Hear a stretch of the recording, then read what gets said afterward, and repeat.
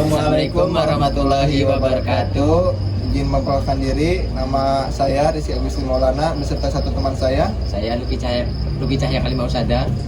Di sini kami akan mempresentasikan hasil diskusi kami yang berjudul Induksi Elektromagnetik dan Penerapannya dalam Sistem Teknologi Informasi. Nah, di sini ada latar belakang. Perkembangan teknologi modern sangat bergantung pada perangkat elektronik seperti komputer, smartphone, dan sistem komunikasi digital. Semua teknologi tersebut memanfaatkan prinsip induksi elektromagnetik, yaitu proses munculnya arus listrik akibat perubahan medan magnet. Konsep ini menjadi dasar kerja bagi teknologi seperti power supply, charger, generator listrik, dan wireless charging. Oleh karena itu, pemahaman tentang induksi elektromagnetik sangat penting dalam perkembangan teknologi informasi modern. Terus di sini ada rumusan masalah. Yang pertama ada apa yang dimaksud dengan induksi elektromagnetik dan bagaimana prinsip kerjanya. Yang kedua, bagaimana sih penerapan induksi elektromagnetik dalam power supply komputer. Dan yang ketiga ada bagaimana proses transformasi energi listrik pada charger laptop dan smartphone. Yang keempat, bagaimana prinsip kerja teknologi wireless charging berbasis induksi elektromagnetik. Yang keenam, bagaimana peran induksi elektromagnetik dalam sistem komunikasi nirkabel. Dan yang ketujuh, itu bagaimana sih penerapan induksi elektromagnetik pada generator listrik. Dan yang terakhir, faktor apa saja yang mempengaruhi efisiensi transfer energi berbasis induksi elektromagnetik. Lanjut ke materi yang pertama, yaitu penerapan induksi elektromagnetik dalam sistem teknologi informasi.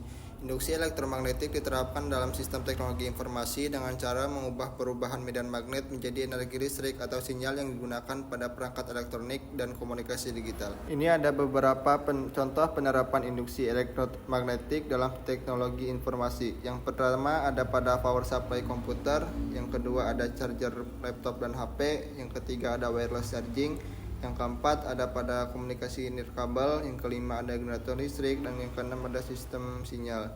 Jadi induksi elektromagnetik ini menjadi dasar perkembangan perangkat elektronik dan sistem informasi modern. Lanjut ke materi pengertian dari induksi elektromagnetik. Induksi elektromagnetik adalah peristiwa muncul arus listrik akibat perubahan medan magnet atau flux magnetik. Gaya gerak listrik yang timbul akibat adanya perubahan jumlah garis-garis gaya magnet disebut GGL induksi. Sedangkan arus yang mengalir dinamakan arus induksi dan peristiwanya disebut dengan induksi elektromagnetik. Ada beberapa faktor yang mempengaruhi besar GGL. Yang pertama ada kecepatan perubahan magnet. Jadi semakin cepat perubahan medan magnet, maka GGL induksi yang timbul akan juga semakin besar. Yang kedua ada banyaknya lilitan, maka GGL induksi yang timbul juga makin besar. Dan yang terakhir ada kekuatan magnet. Besarnya medan magnet induksi yang timbul juga akan semakin besar. Lalu lanjut ke prinsip kerja dari induksi elektromagnetik. Prinsip kerja dari induksi elektromagnetik adalah mengubah perubahan medan magnet menjadi energi listrik. Cara kerjanya yaitu magnet atau kumpulan digerakkan, lalu gerakan tersebut menyebabkan medan magnet berubah. Nah, perubahan medan magnet memotong kumparan kawat, lalu elektron di dalam kawat bergerak. Nah, jadi terbentuklah arus listrik induksi. Nah, di sini ada ilustrasinya bagaimana prinsip dari induksi elektromagnetik bekerja. Lanjut ke penerapan induksi elektromagnetik dalam power supply komputer. Penerapan induksi elektromagnetik dalam power supply komputer terdapat pada sistem switching mode power supply atau SMPS yang berfungsi merubah arus AC menjadi arus DC yang menyuplai komponen komputer. Nah, kenapa harus menggunakan teknologi SMPS? Karena teknologi MPS itu lebih efisien dibandingkan dengan power supply linear karena memiliki ukuran yang lebih kecil, ringan, serta mampu menjaga kestabilan tegangan dan arus listrik meskipun terjadi perubahan beban pada komputer. Selain itu, SMPS bekerja pada frekuensi tinggi sehingga mengurangi rugi daya dan meningkatkan efisiensi energi. Sedangkan pada power supply linear, penurunan tegangan dilakukan menggunakan transistor yang membuang banyak energi dalam bentuk panas. Nah, akibatnya efisiensi rendah dan ukuran komponen menjadi lebih besar. Di sini ada prinsip kerja dari elektromagnetik pada power supply komputer. Nah, dimulai dari ketika arus bolak-balik atau AC masuk ke dalam transformator. Nah, arus AC itu menghasilkan perubahan medan magnet pada inti besi transformator sehingga timbul gaya gerak listrik atau disebut GGL induksi pada kumpulan lainnya. Tegangan kemudian diturunkan searah oleh dioda, lalu disaring menggunakan kapasitor dan distabilkan sebelum dialirkan ke perangkat komputer. Di sini ada ilustrasinya bagaimana si induksi elektromagnetik pada PSU komputer. Pada awalnya listrik itu mengalir dari AC, dari stop kontak, lalu difilter, masuk ke proses kedua, diinput oleh apa ini? Apa ini? Proses filter input, yaitu gunanya untuk meredam gangguan dan menstabilkan arus tegangan DC. Yang ketiga, masuk ke proses transformator atau prinsip induksi elektromagnetik. Nah, di sini pada perangkat power supply itu ada prinsip ini untuk menurunkan tegangan AC menggunakan induksi elektromagnetik. Lalu ada proses penyerahan yang dilakukan oleh dioda, yaitu mengubah arus AC menjadi arus DC, arus searah DC itu. Lalu yang kelima ada filter output, yaitu untuk menyaring riak tegangan agar DC lebih halus. Lalu lanjut ke regulator, yaitu untuk menstabilkan tegangan DC agar sesuai kebutuhan komputer. Lalu terakhir output DC, tegangan DC stabil disalurkan ke komponen komputer agar lebih stabil komponen komputernya, tidak meleduk.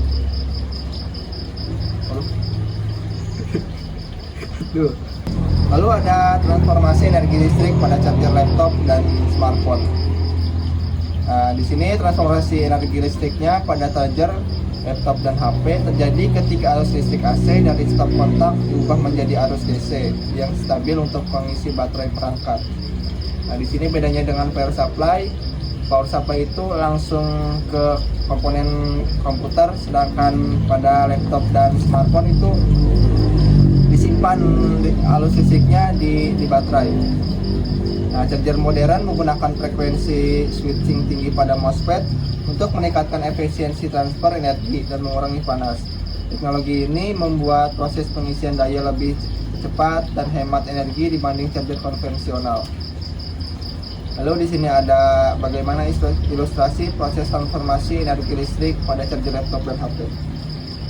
Sama saja seperti transformasi pada power supply, cuman di sini outputnya itu disimpan di baterai.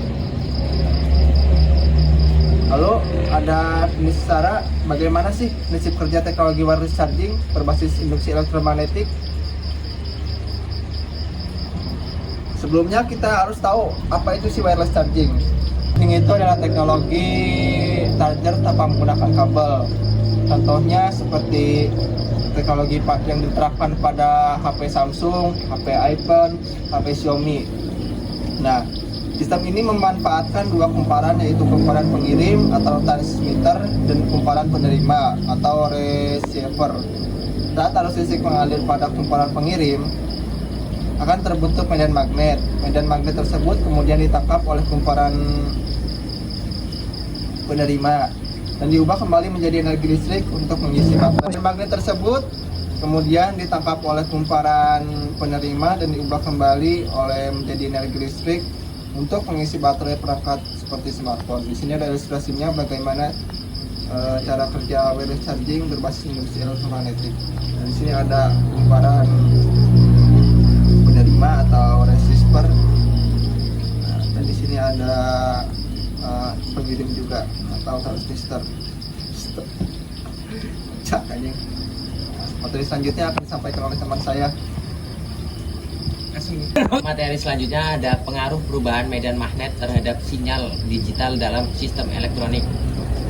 Perubahan medan magnet dan gelombang elektromagnetik dapat mempengaruhi sistem elektronik dan sinyal digital karena medan elektromagnetik mampu menimbulkan gangguan pada proses transmisi data elektronik. Gangguan tersebut dikenal sebagai elektromagnetic interference atau interferensi elektromagnetik. AMI dapat menyebabkan yang pertama sinyal digital menjadi tidak stabil, yang kedua munculnya noise atau gangguan data, yang ketiga error pada komunikasi digital, dan yang terakhir hingga penurunan kualitas koneksi pada perangkat elektronik. Baik, ini ada ilustrasi pengaruh perubahan medan magnet pada sinyal digital. Perangkat elektronik modern sangat sensitif terhadap medan elektromagnetik karena bekerja pada frekuensi tinggi dan tegangan rendah. Akibatnya, perubahan medan magnet lebih mudah mengganggu integritas sinyal digital. Untuk mengurangi gangguan tersebut digunakan beberapa metode seperti shielding atau pelindung logam, yang kedua grounding, yang ketiga filter AMI, dan pengaturan tata letak rangkaian elektronik. Medan magnet menghasilkan medan elektronik atau EM yang dapat mengganggu AMI, sinyal digital pada perangkat elektronik dan sistem komunikasi. Yang pertama ada sumber medan magnet berubah. Arus listrik yang berubah-ubah menimbulkan medan magnet yang berubah terhadap waktu. Lalu medan magnet berubah induksi gangguan. Perubahan medan magnet B di sekitar konduktor atau kabel menimbulkan tegangan induksi atau volt yang tidak diinginkan. Selanjutnya ada gangguan pada sinyal digital. Dampak AMI, sinyal menjadi tidak stabil, muncul noise atau distorsi, bit error atau data rusak, dan yang terakhir koneksi lemah atau terputus. Contoh penerapan pengaruh medan magnet pada sistem digital. Bagaimana sih cara mengurangi pengaruh medan magnet atau AMI? Yang pertama ada shielding atau pelindung. Menggunakan pelindung logam untuk menghalangi medan AM. Yang kedua ada grounding atau pentahanan, dengan cara mengalirkan gangguan ke tanah agar tidak mempengaruhi sinyal.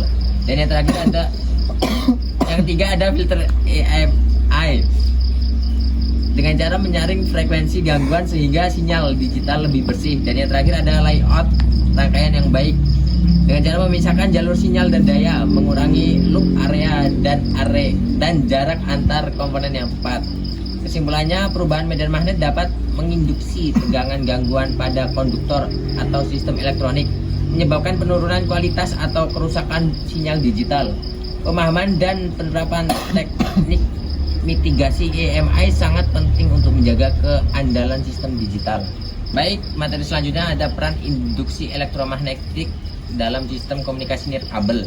Peran induksi elektromagnetik dalam sistem komunikasi digital adalah sebagai dasar proses pengiriman dan penerimaan sinyal tanpa kabel melalui gelombang elektromagnetik. Teknologi ini memungkinkan data digital ditransmisikan secara cepat dan efisien pada perangkat modern seperti Wi-Fi, Bluetooth, NFC, radio, dan jaringan seluler. Dalam sistem komunikasi digital, perubahan medan elektromagnetik digunakan sebagai media untuk membawa informasi dari pemancar ke penerima.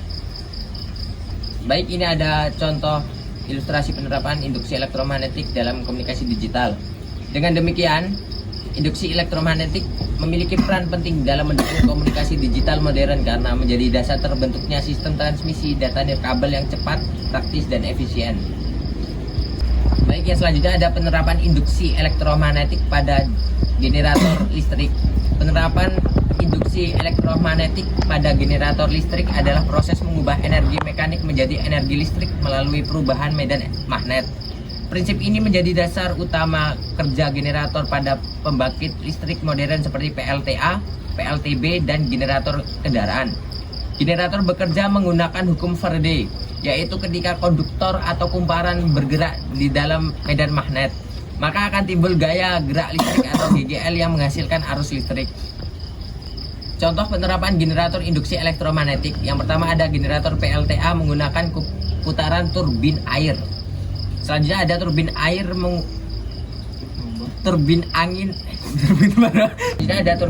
mengubah energi angin menjadi listrik. Yang ketiga ada dinamo sepeda menghasilkan listrik saat roda berputar. Yang keempat ada generator kendaraan menghasilkan listrik untuk mengisi aki.